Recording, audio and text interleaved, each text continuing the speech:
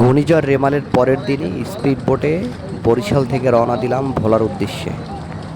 এক প্রকার ঝুঁকি নিয়েই উঠলাম স্পিড বোটে। ছোট একটি বোট, এখানে ধারণ ক্ষমতা সর্বোচ্চ 8 জন। নদী এতটাই উত্তাল, অনেকে স্পিড বোটে পার হতে ভয় পাচ্ছিলেন।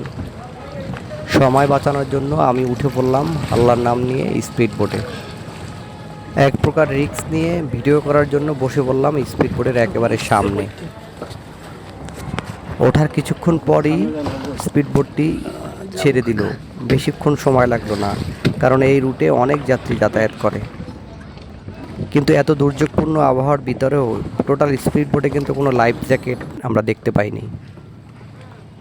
মুহূর্তেই স্পিড বোটটি ছেড়ে দিল, কিন্তু প্রথম দুইবারে স্টার্ট দিতে পারল না চালক। একটু শঙ্কিত হলাম যে এমনিতেই দুর্যোগপূর্ণ আবহাওয়া, নদী উত্তাল, তার ভিতরে ইঞ্জিনে যদি সমস্যা করে তাহলে যাওয়াটা তো আরও রিস্ক হয়ে যাবে।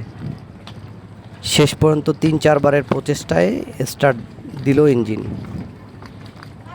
নদী উত্তাল থাকলেও প্রচণ্ড রোদ ছিল, বাতাসের কারণে নদীতে ঢেউ ছিল অনেক, কিন্তু রোদ ছিল একেবারে কাঠখাটা।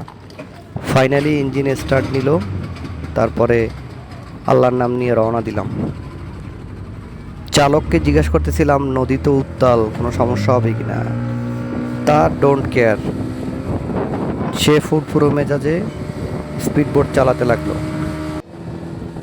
কিছু দূর যাওয়ার পরই একটু ঢেউ অনুভব করলাম, যদিও এটা সুগন্ধা নদী, মেঘনা নদী অনেক দূর এখান থেকে। সুগন্ধা নদী পার হয়ে তারপরে আমরা ঢুকলাম চরমোনার যে খাল, সেই খালের চ্যানেলে। এখান থেকে 20 মিনিট স্পিড বোট চালালে তারপরে লাহারাটের পরে মেঘনা নদী পাওয়া যাবে। তো আমরা সেই চ্যানেলে ঢুকে পড়লাম। একটু বলে রাখি যে ব্রিজটি দেখতে পাচ্ছেন, এটি চরমোনাই যাওয়ার ব্রিজ। আগে বরিশাল থেকে চরমোনাই যেতে হলে নদী পার হতে হতো অথবা খাল। এই ব্রিজটি হওয়ার পরে এখন গাড়ি নিয়েই একেবারে চরমোনাই পীর সাহেবের যে হুজুর বাড়ি, সেখানে আপনারা চাইলে যেতে পারবেন।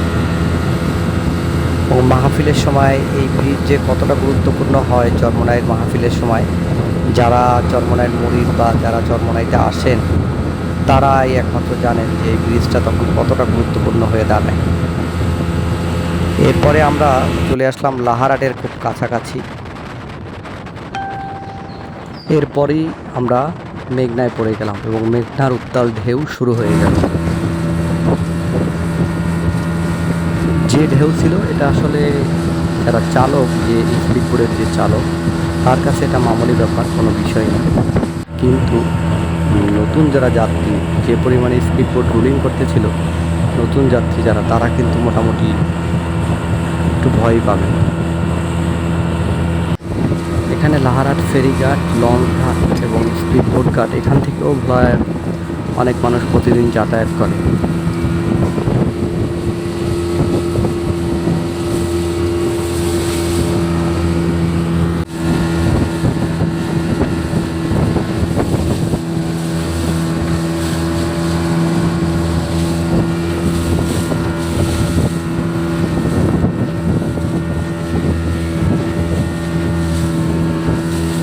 উত্তাল মেঘনায় পড়ে গেলাম, ঢেউ শুরু হয়ে গেল, মোবাইল অনেকবার ভিজে গেল।